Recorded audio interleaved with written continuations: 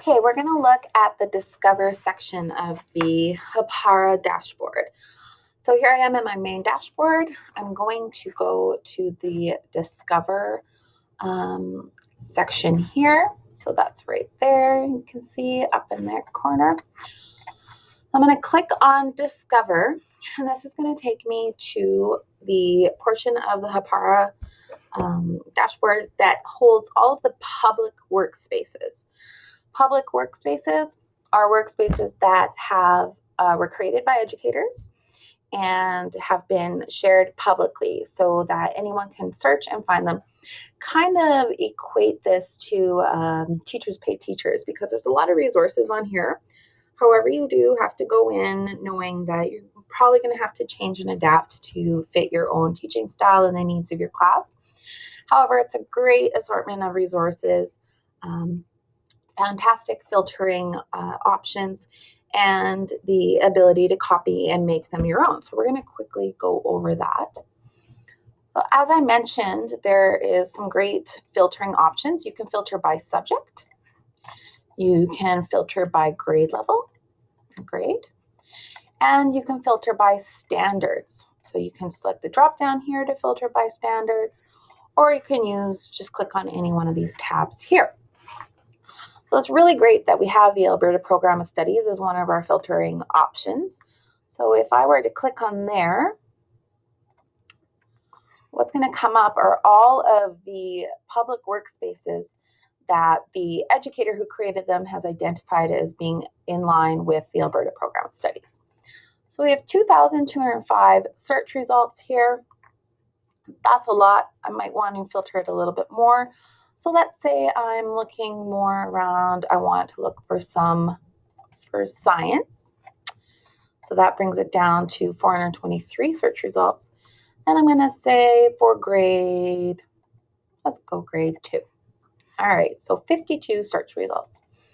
So here are 52 public workspaces that are filtered to science, second grade, and aligned with Alberta Program of Studies. So I'm going to look through these and say, okay, well, I'm just going to pick one randomly. I'm going to pick this simple machines right here. So when I click on a workspace, what comes up here on this sidebar is just information about the workspace. So I have the title, I have a description there. It shows me which program of studies that is being connected to. Now, here's where you have to be a little cautious when you're going through, and it does take some time to find some workspaces that are going to meet your needs. You'll see that in here, it says yours K-2. However, the program of studies is a grade 4. So, I think I might pick a different one because that's not really what I'm looking for. So I'm going to look here at this hot and cold one. So here we go in this workspace, and here I can see that the learner expectations are related to grade 2 science. So that's great. I'm going to go ahead and I'm going to click open this workspace. Now I haven't copied the workspace yet. Still in the process of just exploring it and seeing what is there. So when you click into a public workspace like we have here, you're going to be taken to the main workspace tab, and you're going to have all of your cards, the links, the assignments, and the Google files that are available here. If there were some groups, you would also see the names of the groups that the teacher may have created. However, you're not going to see any learner information. So you're not going to see names, emails. You're not going to see evidence cards with start dates, anything that is really necessary to keep private for our students will not be showing up here in a public workspace. You're not going to see that. So I can look here, I have my learner goals. Here's some teacher information. Now it's opening right up in a new tab, showing me the material, the procedures, everything I need there to know. I'm going to go back to the workspace, resources, the student task, assessment. And even better is I can see that there's different sections. So I have lesson 2, lesson 3, lesson 4. So this is fantastic because it's kind of a whole unit in one. And I love how this educator has formatted this in the color coding. I think that's excellent. So this looks like a fantastic workspace. I'm quite impressed with this. So what I'm going to do now, I want to make this workspace mine. So what I do is I copy it. So up in the right-hand corner here is the copy button. So I'm going to click on the copy button, and now it's copying the workspace for me. So my workspace is being copied. This can take a few minutes to copy it. So what I'm going to do is I'm going to actually go back and show you a workspace I've already copied. So I'm going to go back into my workspaces.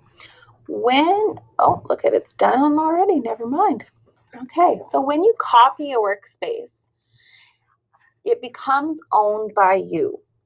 So that's just another thing to be aware of even when you're creating a workspace and you make it public.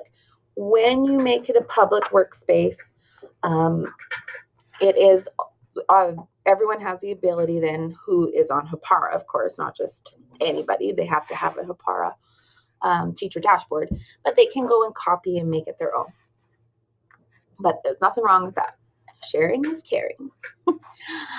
So here is the copied workspace. One of the things is that the title will remain the same, but there will be the copy. They will say copy next to it. I can go ahead.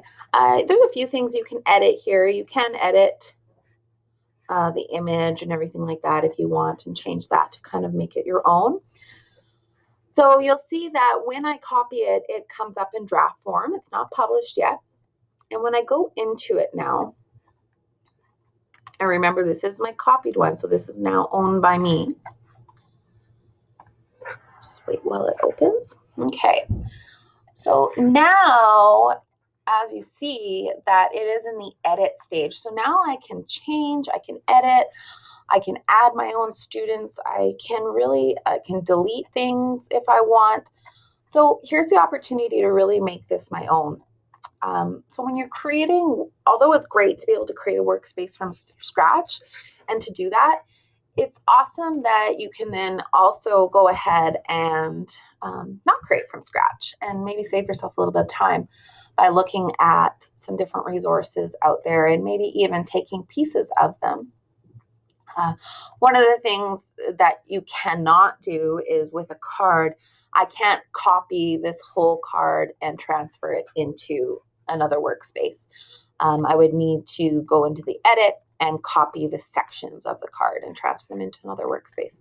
There's something to note as you're going through. So you can publish this, assign it to groups, make it your own. You'll see when I go into the students and group stuff, none of the original educators' information is there. Again, Hapara does a really great job of making sure that everything is kept private for our students. So when you're copying a public workspace, nothing transfers over. All right, I hope this was really helpful for you, and see you in the next video.